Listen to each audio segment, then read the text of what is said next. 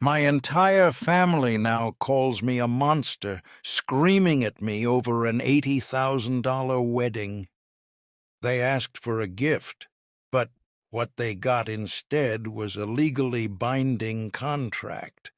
My phone has been blowing up for the last 24 hours, and it's not investors or clients. It's my entire extended family, and they're all calling me the same thing: a monster. And it all started over a wedding, an $80,000 wedding to be exact. My brother's wedding. A wedding he expected me to pay for in full. Let me give you some background. I didn't win the lottery. I didn't inherit a fortune. I clawed my way up from nothing.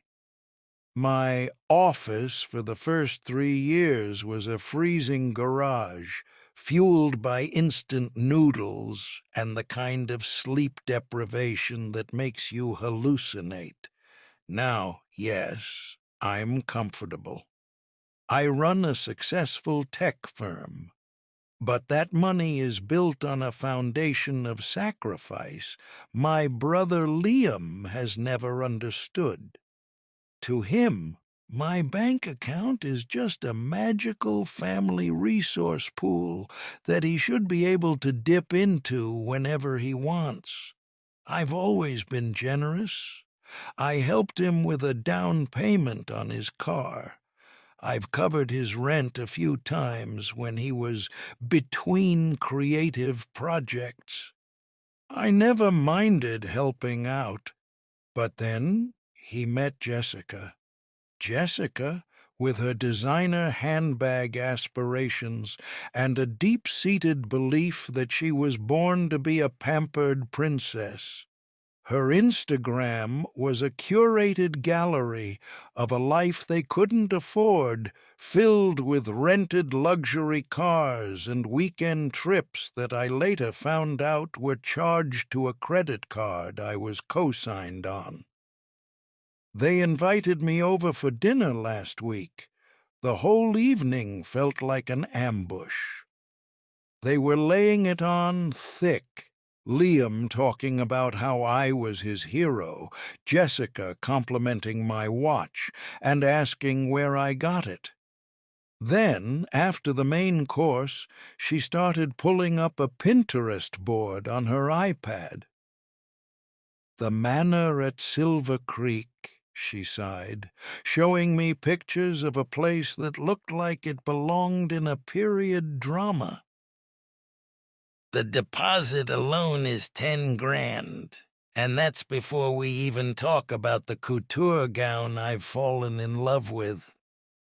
I just nodded, assuming they were sharing their dreams with me. Maybe they were going to ask for a modest loan to help with the deposit. I was already mentally preparing to offer them 5, maybe even 10,000 as a wedding gift. Then Liam cleared his throat. "So, we've run the numbers," he said, looking at Jessica, who gave him an encouraging nod. "And to make our dream a reality, the budget comes to around 80,000. I almost choked on my water. $80,000.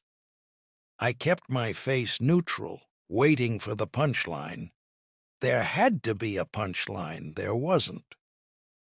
"And we were thinking," Liam continued, his voice steady with a confidence that chilled me to the bone, "that you could cover it, as our wedding gift. It's not a big deal for you. You're rich." I just stared at him, the silence in the room growing heavy and suffocating.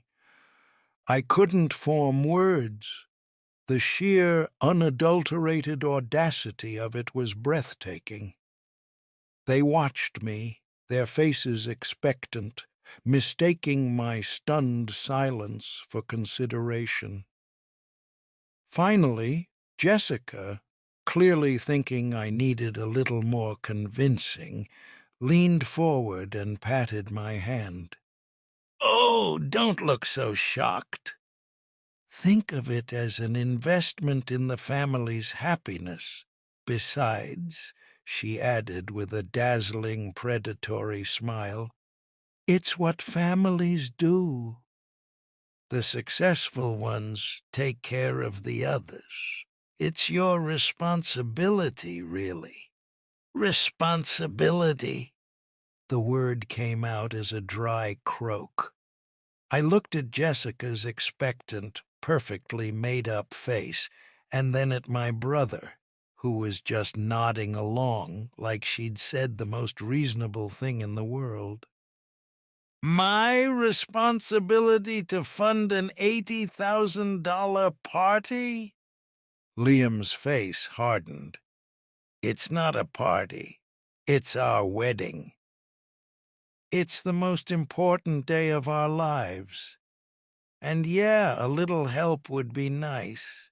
It's not like you can't afford it.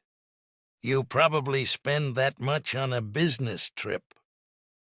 I felt a surge of cold fury. A business trip? I asked, my voice dangerously low. Liam, the last business trip I took, I was sleeping on a friend's couch for 4 nights to save the company money on a hotel. While you were finding yourself on that backpacking trip through Thailand last year, which I might add I paid for, I was working 18-hour days to stop my company from going under during a market dip.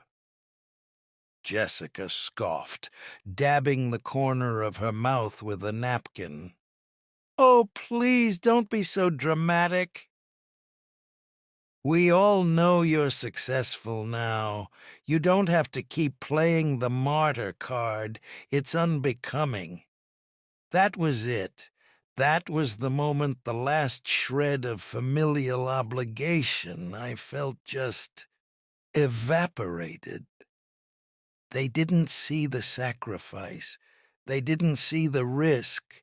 The years of my life I poured into building something. They just saw a vault with their name on it.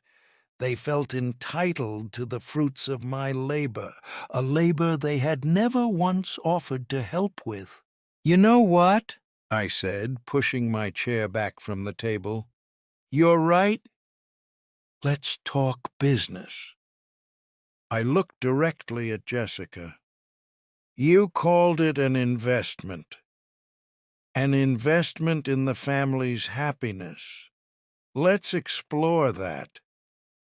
What's the return on this investment for me?" They stared at me, dumbfounded. Liam started to stammer. What does that even mean?" "The return is our happiness. You get to see your brother married." "No, that's a gift," I said, standing up and grabbing my keys. "A gift is something given freely. What you're describing is a transaction. You're asking for a capital injection into a startup, the Liam and Jessica Union. So if I'm the sole investor, I'm going to need to see a business plan. I'll need some terms, some collateral, perhaps." Jessica's face contorted with rage. "You're a disgusting, heartless pig. This is our wedding, not one of your soulless corporate deals." "You're the one who called it an investment," I shot back, walking towards the door. "Be careful what you wish for." I drove home in a blinding rage, their insults echoing in my ears. Monster. Selfish. Disgusting. But underneath the anger, a cold, hard idea was beginning to form. They wanted to play this game? Fine, I'd play. When I got home, I didn't pour a drink or punch a wall. I walked straight to my home office and sat down at my desk. I opened my laptop, the glow illuminating my face in the dark room. They wanted $80,000 because I was rich. They wanted an investment. I would give them exactly what they asked for. I pulled up a legal document creator and began to type. It was a formal loan agreement, but I was going to add a few special clauses. Clauses that would lay bare exactly what they were asking of me and what I would demand in return. This wasn't going to be a simple no. This was going to be an education. I spent the next 2 days drafting the document. I didn't rush it. I savored it. I consulted with my actual lawyer to make sure the language was ironclad, much to his bewilderment. He kept asking if this was a serious request, and I just kept telling him to draft it, as if it were for a hostile takeover. Because in a way it was. I called it the Matrimonial Investment and Amortization Agreement. It was 12 pages long, printed on high-quality paper, and bound in a professional blue folder. I made 3 copies. The terms were simple on the surface. I would provide a capital investment of $80,000 to the Liam and Jessica Union, hereafter referred to as the Partnership. The loan would be interest-free for the first 2 years of the marriage. After that, a standard 5.7% interest rate would kick in, with repayments to begin on their 25th month of marriage. But the devil, as they say, is in the details, in the special clauses. Clause 4 stipulated that as the sole investor, I was entitled to prominent brand recognition at the event. This included a tasteful yet visible banner at the reception entrance reading, "This union generously sponsored by my name," my company logo printed on the back of the wedding programs, and a mandatory 3-minute toast from the groom thanking me for my vision and financial backing.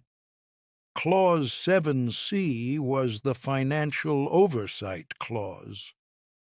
As the primary stakeholder in the partnership, I would require quarterly financial reports from them for the first 5 years, including access to their joint bank account statements, to ensure the solvency of the partnership and its ability to eventually repay the investment.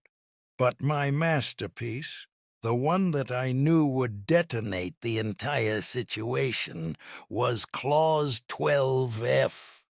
Collateral and future heirs.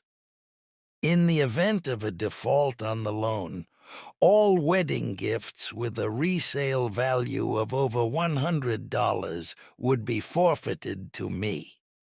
Furthermore, as a gesture of goodwill, and to secure the family lineage my investment was supporting, the partnership would agree to grant me naming rights for their firstborn child.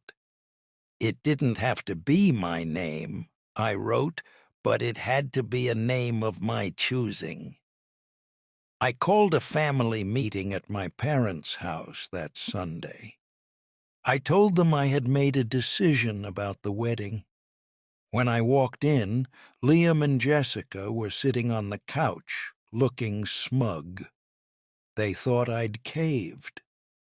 My mom was fussing in the kitchen, and my dad was reading the paper, looking grim. He'd clearly been given their side of the story. I didn't waste time with small talk.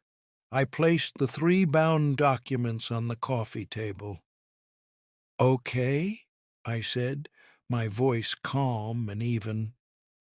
"You asked for an $80,000 investment. I've considered your proposal. Here is my counteroffer." Jessica picked one up, her perfectly manicured nails tapping on the cover. "What is this?" She laughed. "It's a contract," I said. "The terms of the investment. Read it carefully." Liam started reading, his brow furrowed in confusion. A minute passed, then another. I watched his face go from puzzled to flushed to a ghostly pale. He started muttering the clauses under his breath. "Prominent brand recognition, quarterly financial reports." His voice was barely a whisper. Jessica snatched the document from his hands. Her eyes scanned the pages, widening with every paragraph. "Naming rights?" she shrieked, jumping to her feet and pointing a trembling finger at the page. "He wants to name our baby?" Liam looked up at me, his eyes filled with a mixture of horror and disbelief. "Is this a joke?" he choked out. My mother rushed in from the kitchen, wiping her hands on her apron. "What's going on?" "What naming rights?" Before I could answer, my father slowly folded his newspaper, placing it deliberately on the table beside him. He hadn't said a word yet. He rose from his armchair, his face unreadable, and walked over. He didn't look at me. He didn't look at Jessica. He took the contract from Liam's shaking hands and began to read. The only sound in the room was the rustle of paper as my father turned the pages. My mother looked like she wanted to faint. Jessica was vibrating with indignation, her arms crossed so tightly her knuckles were white. Liam just stared at my dad, his face a mess of confusion and betrayal. Finally, my dad reached the last page. He closed the folder with a soft, definitive snap. He looked up, not at me, but directly at my brother. And then he did something I never expected. He let out a short, sharp bark of a laugh. It wasn't a sound of humor, it was a sound of pure, bitter irony. "You didn't really read this, did you, son?" my dad asked, his voice gravelly. "You just saw the part about the baby and your fiancée started screaming." He tossed the contract back onto the coffee table. "Your brother isn't being a monster. He's holding up a mirror." "This," he said, tapping the cover of the Matrimonial Investment and Amortization Agreement, "this ridiculous, insulting, absurd document is the exact same thing you asked of him. He just translated your entitlement into a language you might understand. Business." He turned his gaze to Jessica, and for the first time I saw her princess facade crack under his steel blue eyes. "You think you're owed an $80,000 party? When your mother and I got married, we had a potluck in the church basement. We saved for 2 years just to afford the deposit on our first tiny apartment. We worked. We didn't march over to my successful older brother and demand he fund our entire life because he could afford it." Every word was a hammer blow. Liam sank back into the couch, the fight completely gone from him. Jessica, however, was not done. "This is insane! This family is insane! I will not be spoken to like this!" She grabbed her purse and stormed out, slamming the front door so hard a picture frame rattled on the wall. Silence descended again. My mother finally sat down, looking exhausted. Liam put his head in his hands. My father walked over to me. He put a heavy hand on my shoulder. "You did the right thing," he said, his voice low. "You worked for what you have. Don't ever let them make you feel guilty for it." That was the end of it. The manor at Silver Creek was canceled. Jessica's couture gown went back to the boutique. They didn't break up. Not yet, anyway. I heard through my mom that they went to the courthouse last month with 2 friends as witnesses. I wasn't invited. I sent a simple card with a $100 bill inside. A gift, not an investment. My phone is quiet now. The angry calls from cousins and aunts have stopped. I guess my dad made a few calls of his own. My relationship with my brother is fractured, maybe permanently. He sees my contract as a cruel, calculated attack. I see it as the only way to protect myself. Maybe one day he'll understand the lesson I was trying to teach him. Not about money, but about respect. Until then, I'm okay with being the rich monster brother, because I've learned that a boundary is not a wall to keep people out. It's a line to show them where you begin and their entitlement ends.